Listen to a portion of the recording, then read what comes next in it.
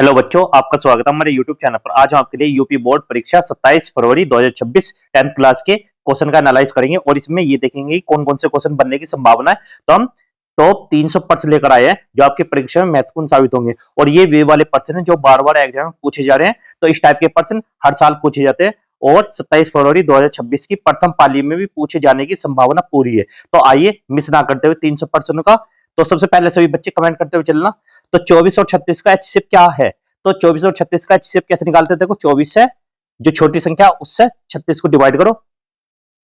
24 से कम 24 कितना बचेगा? यहाँ पर 36 में 24 जाएंगे 12 बचेगा और जो भी ऊपर संख्या उसे फिर से डिवाइड करेंगे। कैसे? 12 दूनी 24। तो कितना आएगा यहाँ पर? ये कट जाएगा पूरा। और जिससे भी ये संख्या डिवाइड हुई है 12 से तो वही इसका आंसर है। तो ऑप्शन नंबर बी बिल्कुल राइट आंसर है। ठीक है, 12 आंसर है। इससे अगला प्रश्न, साइन 60 का मान क्या होता है? साइन 60 का मान होता है √3/2। तो सभी बच्चों को पता होना चाहिए साइन 60 का मान क्या होता है? √3/2 और साइन 45 का मान होता है 1/√2। तो ये वाले मान पूछे जाते हैं ज्यादातर। ठीक है, ध्यान रखना। इसका आंसर है ऑप्शन नंबर बी। इससे अगला प्रश्न, 5 का स्क्वायर क्या होता है? 5 का वर्ग 5 की 5 में गुना कर दो तो 5 का वर्ग होता है 25। कितना होता है 5 की 5 में? 25। Option number D. इससे अगला प्रश्न है, एक पांचा फेंका जाता है, सम संख्या आने की प्रायिकता क्या है? देखो एक पांच में कौन कौन से अंक होते हैं? 1 2 3 4 5 और 6। अब इसमें क्या बोल रहा? सम संख्या। सम संख्या कौन सी? 1 2 3 कितनी संख्या है? सम 3। 3 ऊपर लिखेंगे और टोटल नीचे लिख देंगे। कितनी? 6। तो कितना आ जाएगा? 3 से इसे डिवाइड कर दो 1 और 3 दूनी 6 तो 1/2। तो इसका आंसर क्या? 1/2। ऑप्शन नंबर ए बिल्कुल राइट आंसर है। इस तरीके से। ठीक है, इससे अगला प्रश्न है, 3 6 9 12 का चौथा पद क्या? देखो 3 6 9 और 12, इसका चौथा पद पूछ रहा तो 12 ही है, लेकिन पांचवा पद पूछता इससे अगला। तो इसमें 12 में हम ये वाला जो प्रथम पद है इसे जोड़ देते। ठीक है, तो 12 3 कितना हो जाता? 15 और इससे अगला भी पूछता इसमें फिर 3 जोड़ देते तो कितना आ जाता? 18। तो ऑप्शन नंबर बी बिल्कुल राइट आंसर है, 12। इससे अगला प्रश्न, 6 और 8 का एलसीएम क्या? देखो एलसीएम सभी बच्चे पाता है। कैसे करते? 6 और 8 का एलसीएम, तो सबसे पहले 2 से करो, 2 तिया और यहाँ पर 4 और ये दोनों संख्या अलग अलग है 3 और 4, 4 की 3 में गुना कर तो 12, 12 दूनी 24। तो क्या? ऑप्शन नंबर बी 24 आंसर है। ठीक है, काफी परसेंट लेकर आए हैं हम। √81 का मान क्या है? Option number C. देखो √81 का मान क्या है? इसका मतलब क्या है? इसका अंडर रूट बताना है 9। कैसा आया? 9 गुना 9, दोनों जोड़ों में से एक बाहर आ जाएगा तो क्या आ जाएगा? 9। तो आसान आसान क्वेश्चन पूछे जाते हैं 10th क्लास में। एक सिक्का 2 बार उछाला जाता है, यहाँ पर HH की प्रायिकता क्या है? तो यहाँ पर जब भी आवेगा तो ऑप्शन नंबर सी बिल्कुल राइट आंसर है। क्या? 1/4। और जो यहाँ पर टेल टेल क्या था तो भी क्या आते? 1/4 ही आंसर होता है। ध्यान रखना, जब भी 2 बार उछाला जा रहा है तो HH कह रहा तो 1/4, टेल टेल कह रहा तब भी 1/4 ही आंसर है। ठीक है, कोस 45 और साइन 45 का मान सेम है 1/√2। कितना है? 1/√2 बिल्कुल राइट आंसर है।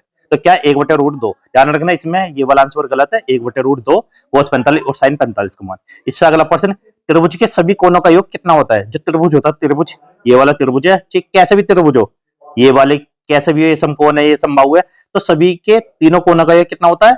180 होता है। ध्यान रखना 180। इसका भी 180 है। तीनों कोनों का योग कितना होता है? 180। तो ध्यान रखना, थोड़ा सा समझते हुए चलना जिससे कि आप क्वेश्चन को गलत ना करें। 4 का क्यूब कितना होता है? 4 का क्यूब 4 की 4 में गुना करो 3 बार।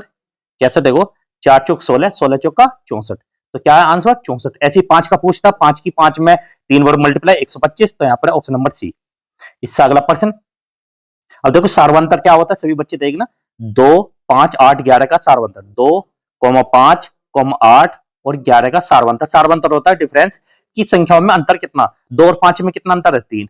5 और 3 में 3 8 और 8 और 11 में 3, सब में कितने का डिफरेंस? 3। तो इसका अंतर भी क्या आ जाएगा? 3। सार्वंतर क्या होता है? अंतर। तो 3 इसका सही आंसर। इससे अगला प्रश्न, 8 7 सेंटीमीटर होने पर वृत्त का क्षेत्रफल क्या होता है? वृत्त का क्षेत्रफल होता है पाई r स्क्वायर। ये होता है, पाई का मान दे रखा है इसमें कितना? 22/7 और आर का मान फिर से दे रखा है यहाँ पर 7 गुना 7। 7 से 7 डिवाइड कर दो 22 सत्ते कितना होता है? 154। कितना होता है? 154। तो आंसर ऑप्शन नंबर ए बिल्कुल राइट आंसर है। 154 इसका सही आंसर है।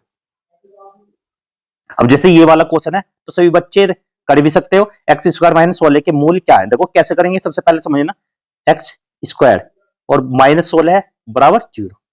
तो सबसे पहले जो माइनस का इसे इस साइड में ले जाओ तो एक्स स्क्वायर बराबर कितना हो जाएगा? 16 और x बराबर जैसे इसका हम अंडर रूट करते हैं तो 16 का क्या आवेगा, 4 गुना 4, तो प्लस माइनस में आता, प्लस माइनस में 4 आवेगा। तो ऑप्शन नंबर ए बिल्कुल राइट आंसर। 9 होता तो 3 आ जाता, और जब 25 होता तो प्लस माइनस 5 आता। तो इस तरीके से ठीक है भाई, थोड़ा सा समझते हुए चलना जिससे कि आप क्वेश्चन वहां गलत ना अटेम्प्ट करो। माध्य क्या, 2 4 6 का मान क्या होता, तो इन्हें तीनों को जोड़ो पहले, 2 प्लस 4 प्लस 6, और कितनी संख्या है, 3, 3 से डिवाइड करो तो 4 तो कितने हो गए, 6 6 6 12, 12 को जैसे ही हम 3 से डिवाइड करेंगे कितना आ जाएगा, 3 चौक 12। तो ऑप्शन नंबर बी इस तरीके से ठीक है।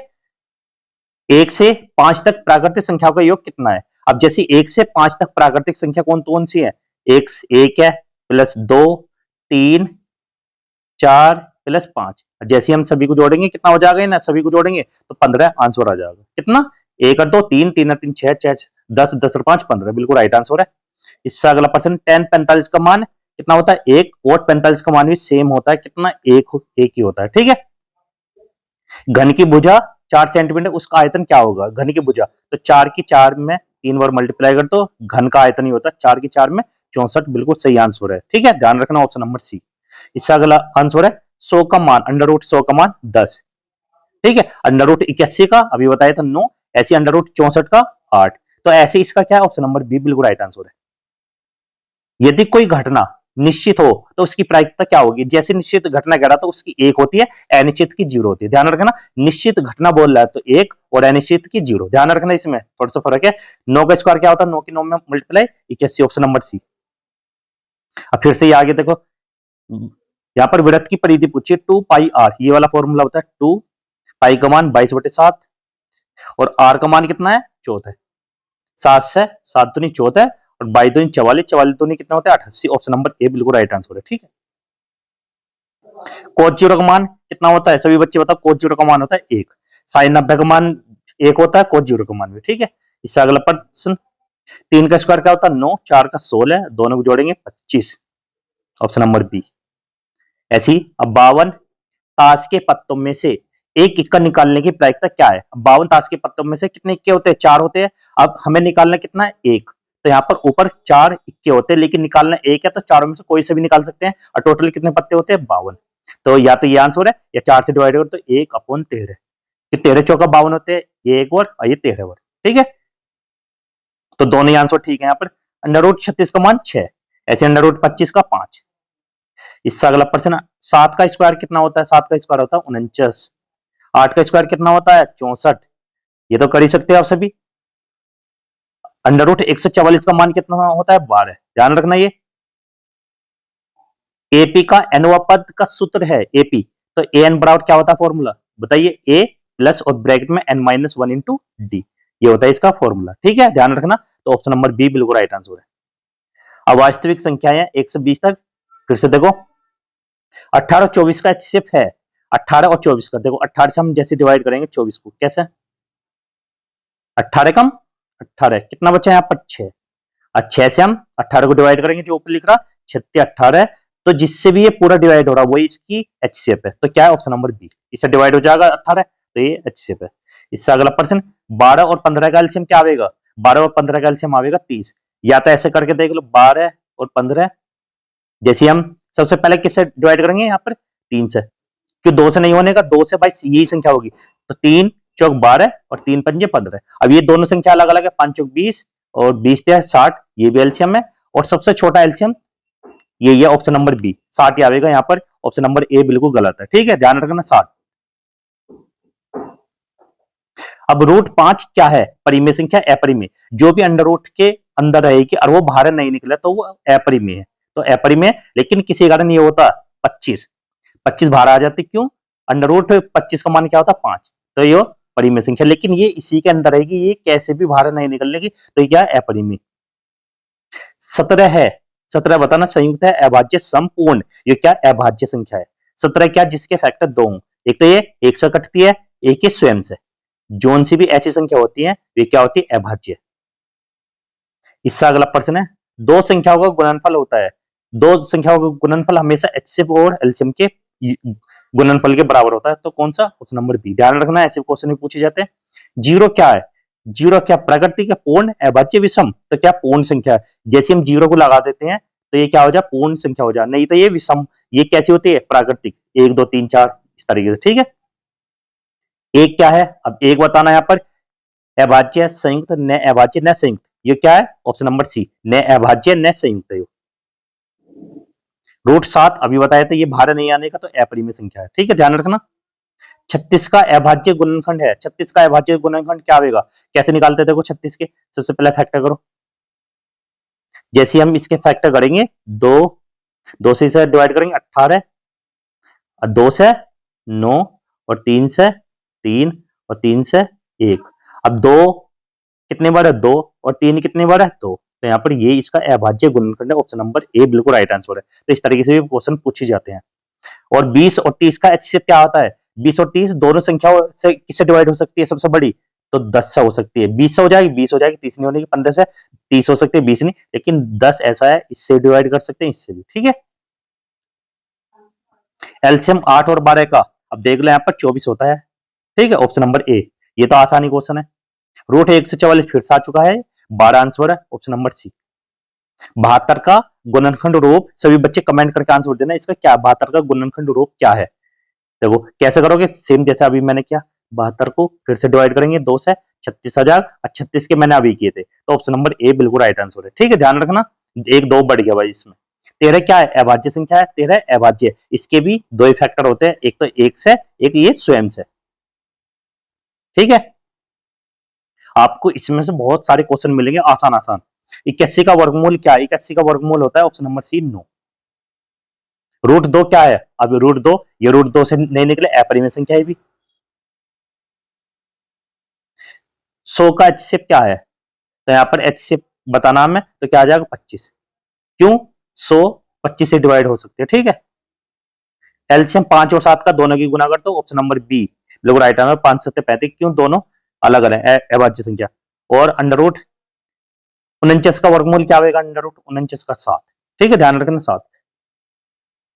√64 का क्या आएगा, 8, ऑप्शन नंबर बी। ऐसे ही अब इससे अगले पर्सन आ चुके हैं। x² माइनस 5x प्लस 6 की शून्य है। देखो कैसे करेंगे, जब भी यहाँ पर माइनस रहेगा तो दोनों प्लस के आएंगे, एक तो ध्यान रखना दोनों प्लस के। 6 के फैक्टर करो, 6 के फैक्टर क्या आएंगे, 3 और 2, तो दोनों ये आ जाएंगे, ठीक है। तो कौन से, 3 और 2, ऑप्शन नंबर ए बिल्कुल राइट आंसर, 2 या 3। 3 दूनी 6 और 3 और 2 जोड़ेंगे 5, तो सीधा ऑप्शन नंबर ए पे टिक कर देना। और बहुपद 3x क्यूब की घात क्या है, घात देखो x पे कितनी है, 3, तो 3 इसका आंसर, ऑप्शन नंबर सी।